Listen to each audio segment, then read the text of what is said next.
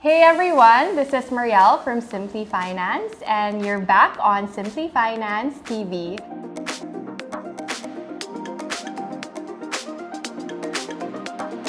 Today, we have a very special guest that needs no introduction. We are with Andi Eigenmann today. Hi, Andi. Hi, Marielle. Thank you so much, ha. Of course. I know that you're busy and that you're planning to go back to Siargao soon, so thanks for making time for us. Of course. Anything for you. I guess the reason why I wanted you on the show is because over the last year or two, you've really made big changes in your career and your life, even your address. I just wanted to talk to you about that, and maybe we could inspire our viewers if, they're thinking of making big changes in their lives. Yeah. So tell me, what made you move to Siargao? Of course, it didn't happen overnight. I just didn't decide to leave Manila and the life that I've been used to all of a sudden. But it took about 2 years of really contemplating and thinking about it. And I really found myself really, my long-term goal has always been to just retire by the beach and whatnot. And it's not that I went on retirement at 30, but giving myself the opportunity to go there more often, especially with Ellie, made me realize that I feel like it's just we're all used to Manila being the place for success and where we're supposed to be when we're going to go out and try and achieve our dreams. But putting myself in a place where I've always wanted to be made me realize that this shouldn't just be an end goal. It could be my life. Yeah. It's just not as common. Yeah. But it doesn't mean that it's impossible or that I can't be successful being here because this is where I'm happy. Yeah. So that's basically why it was based on me and Ellie finding our happiness in ourselves there. It's nice that you said that because I was reading a book recently, The 4-Hour Workweek, where the guy was saying, why wait till your retirement years to enjoy the life you actually really want to live? Why can't you live it now? There are ways to live that way. So I think Andi is a very clear example of that you don't have to wait till retirement to actually enjoy your life. Yeah. So now that you moved to the island, and I'm sure, syempre mas simple yung living doon, you've changed your lifestyle. So how has this affected your life, especially your finances, since this is Simply Finance? Well, definitely, I've learned to become more of a minimalist. It was something that I've always tried to achieve. As in, I read Marie Kondo and whatnot.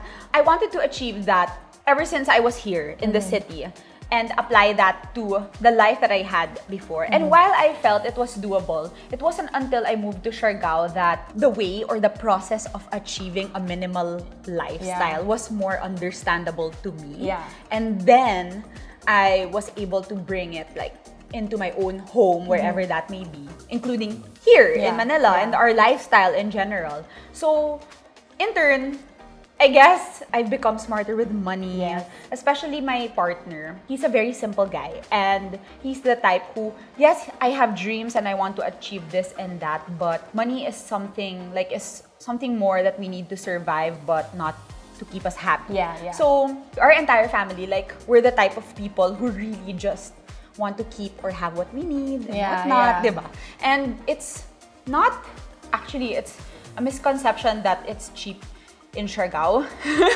Because of tourism there, it's pretty expensive. But at the same time, living in a place like that makes it more clear to us. Makes puts our things into necessities perspective. So our necessities are more clear to us, and we won't really parang wala namang mall dun. So you won't be pressured to buy things you don't really need. We eat healthier, and eating healthier in Siargao is equivalent to eating cheaper. Exactly. I guess that makes a lot of sense because here in Manila, well, now not so much because we're all stuck at home, but the moment you go to the mall, the moment you see your friends with a new thing, someone nabili yan, there's so much distraction, I guess, in Manila.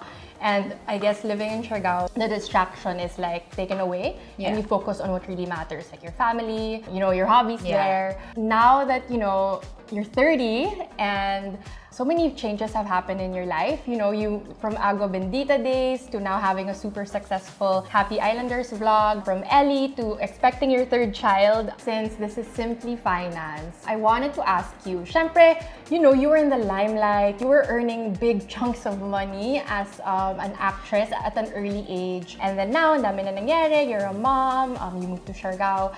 I guess, is there anything that you wish you did with your finances in your 20s? And any tips for our viewers right now who are maybe a little bit lost with their own money right now? For me, I've definitely learned a lot. Like, I always used to say that, you know, there's nothing wrong with showbiz or me being in showbiz. I loved my job.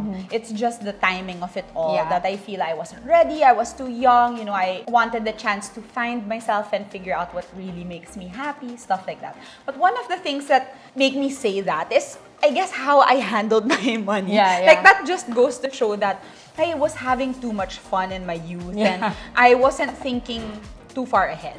Like, I was just living in the moment and really enjoying all of the blessings.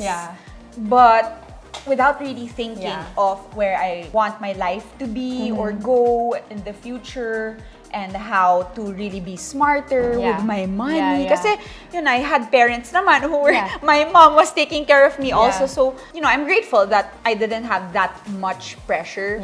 But at the same time, I wish I did. Because I could have done more or smarter things. But now, with everything being clearer to me, like, I know when or where to put my money, and when something comes, I know what it's for because my priorities are more. So I guess a tip would be, you know, to be sure of what your priorities are and not lose focus on that. So that when there are certain distractions, it's easy for you to point out if it's something that you need or if it's going to be a good idea to really put your money in it. It was, you know, it's really my partner that has been teaching me all of these things.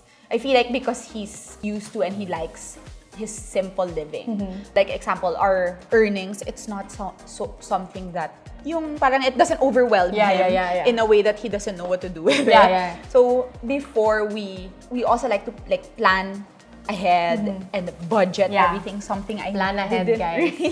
I didn't really do. I mean, I'm no expert, but these are really like beginner stuff. That I know, right? I have 3 kids and I'm still doing beginner stuff. No, you know, kaya nga that's what, you know, I meet a lot of clients who have children, who are married as well. And kasi it's not taught anywhere. And if you weren't pressured at home to be like a breadwinner or something, and sometimes it really doesn't come naturally. So that's okay. And I think it's really nice to find a partner that like balances you and helps you make good decisions. I think it's very important also for our viewers to understand that I really believe that your partner is one of your biggest investments, and because they really affect how you make decisions about life, money, career. So I'm very happy for you. You said that your priorities have changed and now that you're more clear with your objectives. I guess, can you share with us how your priorities and handling finances are now because of your children? So, see, like, as much as we are the type of family who, you know,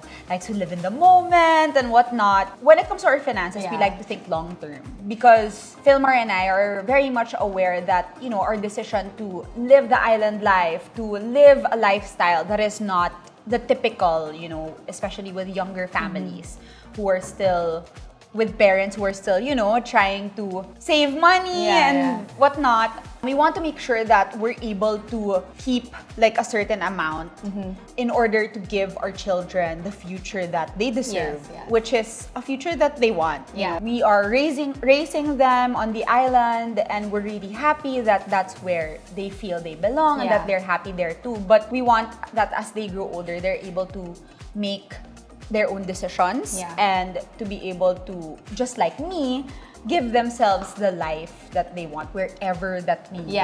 So that's so nice. Parang you can really see that because of her children and of course moving to Siargao, her priorities and objectives have really changed for the better. Guys, we used to go out a lot, so we've known each other since we were young. So I can really say that Andi has really matured. The last time I was in Siargao, lumabas pa ako. She didn't even meet up with me. I didn't show up.